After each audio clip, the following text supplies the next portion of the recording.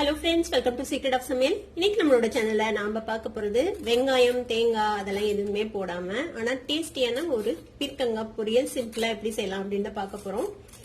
அதுக்கு நான் இந்த மாதிரி ஒரு 1/4 கிலோ அளவுக்கு பீர்க்கங்காய் எடுத்திருக்கிறேன். இந்த மாதிரி மேல இந்த ரிட்ஜ் மாதிரி இருக்குல்ல, அதை மட்டும் நம்ம கட் பண்ணி எடுத்துட போறோம். ரொம்ப தோலை சீவணும்னு அவசியம் இல்ல, இந்த மாதிரி லைட்டா சீவனீங்கன்னா போதும். நல்ல பிஞ்சான பீர்க்கங்காயா எடுத்துக்கோங்க, அப்பதான் வந்துட்டு பொரியல் நல்லா இருக்கும்.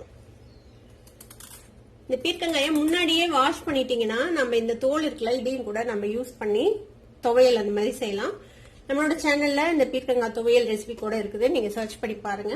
நான் லிங்க் வந்துட்டு டிஸ்கிரிப்ஷன்லயும் கொடுக்குறேன். இந்த மாதிரி தோலை லைட்டா சீவிட்டு இந்த காம்பு பகுதியும் இன்னொரு சைட்ல இருக்குல்ல இந்த தலைப்பகுதி, இந்த வால் பகுதியும் கட் பண்ணிடணும். இப்போ இந்த பீர்க்கங்காவை வந்துட்டு நம்ம வெட்டிக்க போறோம். இது எப்படி வெட்டணும்னா கொஞ்சம் நீல வாட்டில் நம்ம வந்துட்டு வெட்டிக்க போறோம். இந்த மாதிரி நீல நீளமா வெட்டிட்டு அதுக்கப்புறம் வேணுங்கிற சைஸ்ல நம்ம வந்துட்டு பண்ணிக்கலாம். இந்த மாதிரி நான் இந்த அளவுல போடுறேன். இந்த மாதிரி சைஸ்ல போடுங்க, நல்லா இருக்கும். இது வெந்துச்சுன்னா இன்னும் சுண்டி சின்னதா ஆயிடும். அதனால இந்த அளவுக்காவது சைஸ்ல போடணும், இல்ல ரொம்ப ஒரு மாதிரி மேஷ் ஆன மாதிரி ஆயிடும் காய்.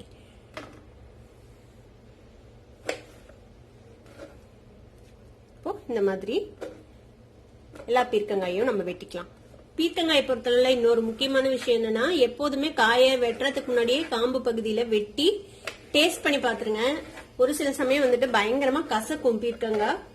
அந்த மாதிரி கசப்பா இருந்ததுன்னா சாப்பிடவே முடியாது. நம்ம செஞ்சதுக்கு அப்புறம் அது கசப்பா இருந்துச்சுன்னா அப்புறம் வீணா தான் போகும் அது. அதனால முன்னாடியே செக் பண்ணிட்டு நல்ல காயா அப்படின்னு பாத்துட்டு அப்புறமேட்டு வெட்டிக்கோ. இப்ப எல்லா பீர்க்கங்காயும் நான் வெட்டி வச்சுட்டேன். ஒரு பேன் அடுப்புல வச்சிருக்கேன். இதுல வந்துட்டு கொஞ்சமா எண்ணெய் விட்டுக்கலாம். இப்ப என்ன சூடாயிடுச்சு. இதுல தாளிக்கிறதுக்கெல்லாம் எதுவுமே போட வேணாம். நம்ம வெட்டி வச்சிருக்கிற இந்த பீர்க்கங்காவை இதுல சேர்த்திக்கலாம். லேசா இந்த எண்ணெயில வதங்கட்டும். 1/4 டீஸ்பூன் அளவுக்கு மஞ்சள் பொடி சேர்த்துக்கோங்க. ஒரு 1/2 டீஸ்பூன் மல்லித்தூள், மிளகாய் பொடி ஒரு 1/2 டீஸ்பூன், 1/4 டீஸ்பூன் கரம் மசாலா பொடி, கொஞ்சமா ஒரு பிஞ்ச் அளவுக்கு பெப்பர் பவுடர் சேர்த்துக்கோங்க. இந்த காய்க்கு தேவையான அளவுக்கு உப்பு சேர்த்திக்கலாம். உப்பு வந்து பார்த்து போட்டுக்கோங்க, கொஞ்சம் குறைவாவே போட்டுக்கோங்க. இது வந்து ஃபுல்லா சுண்டி போயிடும். இப்ப பாக்குறதுக்கு நிறைய இருக்கிற மாதிரி இருக்கும். நம்ம தெரியாம உப்பு நிறைய போட்டுட்டோம்னா அதிகமாயிடும். அதெல்லாம் பார்த்து ஜாக்கிரதையா போட்டுக்கோங்க. தேவைப்பட்டா நம்ம அப்புறம் கூட போட்டுக்கலாம். இது எல்லாத்தையும் சேர்த்து வதக்கி விட்டுருலாம். இப்ப இதை வந்துட்டு மூடி போட்டு நல்லா லோ ஃபிளேம்ல வேக விடலாம். இது இப்படியே வேக வேண்டியதுதான், அவ்வளவுதான், வேற ஒண்ணுமே வேலை இல்ல. காய் நல்லா சாஃப்டா வதங்க வரைக்கும் நம்ம வெயிட் பண்ண போறோம். அப்பப்ப கிளறி விடுங்க, அடியில புடிச்சுக்கும். நம்ம தண்ணியே விட போறது இல்ல, இந்த காயோட தண்ணியிலேயே இது வந்துட்டு வதங்கிரும். நல்லா சிம் பண்ணி வச்சிடுங்க அடுப்ப. இப்ப இது வேகட்டும். ஒரு நிமிஷத்துக்கு ஒரு தடவை திறந்து கிளறி விட்டுக்கோங்க. இப்ப பாத்தீங்கன்னா தெரியும், நம்ம தண்ணியே விடல, ஆனா இந்த ஸ்டீம்லயே பாருங்க எவ்வளவு தண்ணி விட்டுருக்குதுன்னு. நல்லா பிஞ்சு பீர்க்கங்காயா இருந்துச்சுன்னா அதுலயே நிறைய தண்ணி விடும், சீக்கிரமும் வெந்துரும். நல்லா ஒரு தடவை மிக்ஸ் பண்ணி விட்டு திருப்பவும் மூடி வச்சிடலாம். ஒரு 5 நிமிஷம் வதங்கிருக்கு. நம்ம ஓபன் பண்ணி பார்ப்போம். பாருங்க, நான் முதல்ல போட்ட போது எவ்வளவு காய் இருந்த மாதிரி இருந்தது. இப்ப நல்லா வதங்கி எவ்வளவு சுண்டி இந்த மாதிரி ஆயிடுச்சு பாருங்க. அதனாலதான் உப்பு வந்து கொஞ்சம் ஜாக்கிரதையா போட்டுக்கணும், இல்லைன்னா ரொம்ப உரப்பாயிடும்.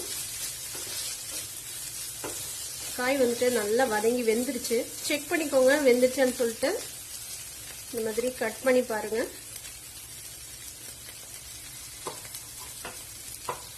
பாருங்க நல்லா வெந்துருச்சு காய், நல்லா வதங்கிடுச்சு. சுருண்டு இந்த மாதிரி வதங்கி வரணும். அவ்வளவுதான் நம்மளோட சிம்பிளான பீர்க்கங்காய் பொரியல். மேக்சிமம் ஒரு 7 மினிட்ஸ்ல ரெடி பண்ணிடலாம்.